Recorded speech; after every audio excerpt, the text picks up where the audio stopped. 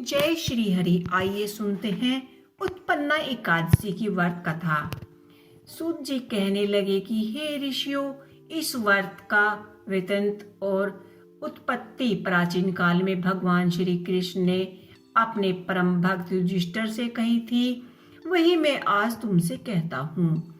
एक समय युधिष्ठिर ने भगवान से पूछा था कि एकादशी व्रत किस विधि से किया जाता है और उसका क्या फल प्राप्त होता है। उपवास के दिन जो क्रिया की जाती है आप कृपया करके मुझे कहिए। यह वचन सुनकर श्री कृष्ण भगवान जी कहने लगे कि हे युधिष्ठिर, मैं तुमसे एकादशी के व्रत का महत्व कहता हूँ, सुनो।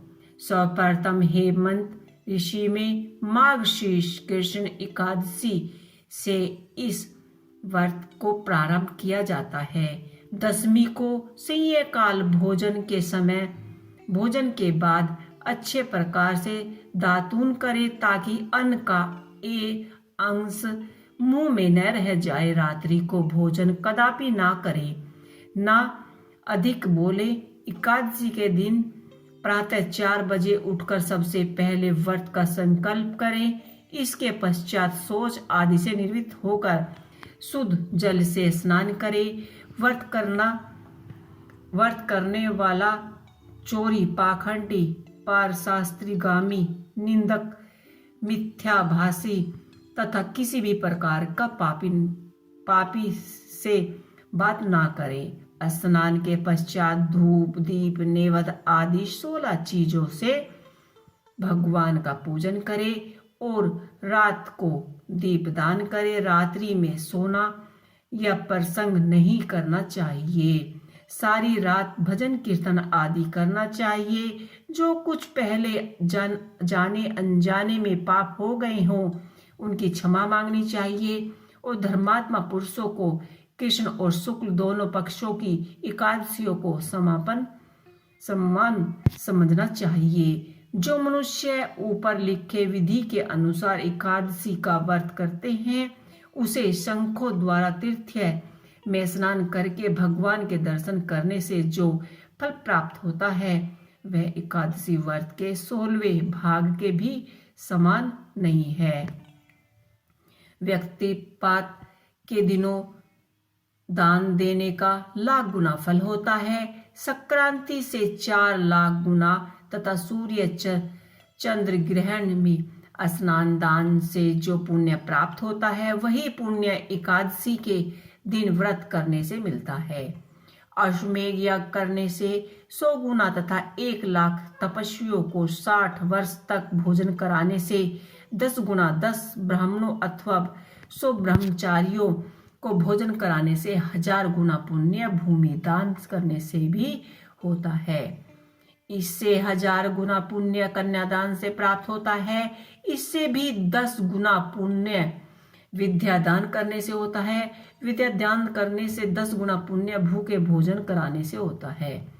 अन्नदान के सामने इस संसार में कोई ऐसा कार्य नहीं जिससे देवता और पितृ दोनों तृप्त होते हो, परंतु एकादशी के व्रत का पुण्य सबसे अधिक होता है। हजारों योगों से भी अधिक इसका फल होता है। इस व्रत का प्रभाव देवताओं को भी दुर्बल है। रात्रि को भोजन करने वालों को उपवास का आधा फल मिलता है और दिन में एक बार भोजन करने वालों को आधा ही फल प्राप्त होता है। जबकि निर्जला व्रत रखने वालों का महत्व तो देवताओं का भी वर्णन कर सकते हैं। युधिष्ठिर कहने लगे कि हे भगवान, आपने हजारों यज्ञ और लाख गोदान को भी एकादशी व्रत के बराबर नहीं बताया, सो यह तीर्थ सब तीर्थों से उत्तम कैसे हुआ, बताएं। भगवान कहने लगे कि हे युधिष्ठिर, सतयुग में मुर नाम का एक दैत्य उत्पन्न हुआ। वह बड़ा ही बलवान और भयानक था। वह प्रचंड दैत्य ने इंद्र आदि आदित्य, वासु, वायु, अग्नि आदि सभी देवताओं को पराजित करके भगा दिया। तब इंद्र सहित सभी देवताओं ने भयभीत होकर भगवान शिव का से सारा वृत्तांत कहा और बोले कि हे कैलाशपति, मुर दैत्य से भयभीत होकर सब देवता मृत्यु लोक में फिर रहे हैं। तब भगवान शिव ने कहा कि हे देवताओं, तीनों लोकों के स्वामी, भक्तों के दुखों का नाश करने वाले विष्णु भगवान की शरण में जाओ। वे ही तुम्हारी दुखों को दूर कर सकते हैं। शिव जी के ऐसे वचन सुनकर सभी देवता क्षीरसागर में पहुंचे। वहां भगवान को शयन करते देख हाथ जोड़कर उनकी स्तुति करने लगे। हे देवताओं द्वारा स्तुति करने योग्य प्रभु, आपको बारंबार नमस्कार है। देवताओं की रक्षा करने वाले मधुसूदन, आपको नमस्कार है। आप ही हमारी रक्षा करें। देवताओं दैत्यों से भयभीत होकर हम आपकी शरण में आए हैं। आप ही संसार के कर्ता, माता पिता, उत्पत्ति और पालन करता और संहार करने वाले हैं। आपको शांति प्रदान करने वाले हैं। आकाश और पाताल भी आप ही हैं। सबके पितामह ब्रह्मा, सूर्य, चंद्र, अग्नि, सामग्री, होम, आहुति, मंत्र, तंत्र, जप, यजमन, यज्ञ कर्म करता, भोगता भी आप ही हैं। आप स्वयं व्यापक हैं। आपकी सिवा तीनों लोकों में चर और अचर कुछ भी नहीं है। हे भगवान, दैत्यों ने हमको जीतकर स्वर्ग से भ्रष्ट कर दिया है और हम सब देवता इधर उधर भागे भागे फिर रहे हैं। आप उन देवताओं से हमें सबकी रक्षा करें। इंद्र के ऐसे वचन सुनकर भगवान से कहने लगे कि हे इंद्र, ऐसी मायावी दैत्य कौन है जिसने सब देवताओं को जीत लिया है? उसका नाम क्या है? उसमें कितने बल हैं और किसकी आश्रय में है? तब उसका स्थान कहाँ है? यह सब मुझे कहो। भगवान के ऐसे वचन सुनकर इंद्र बोले कि हे भगवान, प्राचीन समय में एक नाड़ी जंग नामक राक्षस था। उसके महापराक्रमी और लाखों विख्यात मुरु नाम का एक पुत्र हुआ करता था। उसकी चंद्रावती नाम की नगरी थी। उसी ने सब देवताओं को स्वर्ग से निकालकर वहां अपना अधिकार जमा लिया है। इंद्र, अग्नि, वायु, यम, ईशा, चंद्रमा, नक्षत्र आदि सबके स्थान पर अधिकार ले लिए हैं। सूर्य बनकर स्वयं ही प्रकाश करते हैं, स्वयं ही मेघ बन बैठे हैं और सबसे अजय है कि हे भगवान, निंदन उस दुष्ट को मारकर देवताओं को अजय बनाए।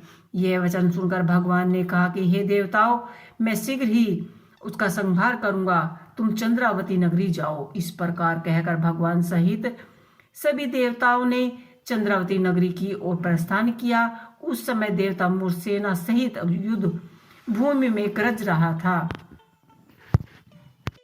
उसकी भयानक गर्जन सुनकर सभी देवता भयभीत होकर भागने लगे। जब स्वयं भगवान रणभूमि में आए तो दैत्य ने भी अस्त्र शस्त्र आयुध लेकर दौड़े। भगवान ने उन्हें श्राप के समान अपने बाणों से बींध डाला। बहुत से दैत्य मारे गए, केवल मूर ही बचा रहा। वह अविचल भाव से भगवान के साथ युद्ध करता रहा। भगवान जो भी तीक्ष्ण बाण चलाते वह उसके लिए पुष्प सिद्ध हो जाते। उसका शरीर छिन्न भिन्न हो गया, किंतु वह लगातार युद्ध करता रहा। दोनों के बीच मल्ल युद्ध भी होने लगा। 10,000 वर्षों तक उनका युद्ध चलता रहा, किंतु मूर नहीं हारा। थक हार कर भगवान बद्री का आश्रम चले गए।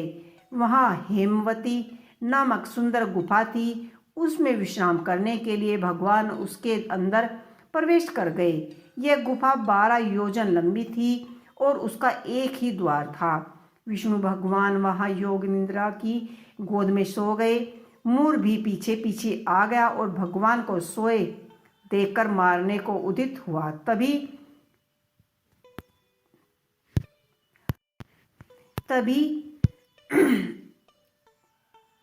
तभी भगवान के शरीर से उज्जवल कीर्तिमान रूप वाली देवी प्रकट हुई। देवी ने राक्षस मूर को ललकारा, युद्ध किया और उसे तत्काल मौत के घाट उतार दिया। श्री हरि जब योगी निद्रा की गोद से उठे तो उसे सब बातों को जानकर उस देवी से कहा कि आपका जन्म एकादशी के दिन हुआ है, अतः आप उत्पन्ना एकादशी के नाम से पूजित होंगी। उसके आपके भक्त वही होंगे जो मेरे भक्त हैं। तो इस तरह से उत्पन्ना एकादशी की संपूर्ण कथा मैंने आपको सुनाई है। आपको ये कथा कैसी लगी मुझे कमेंट कर अवश्य ही बताइएगा। जय श्री हरि।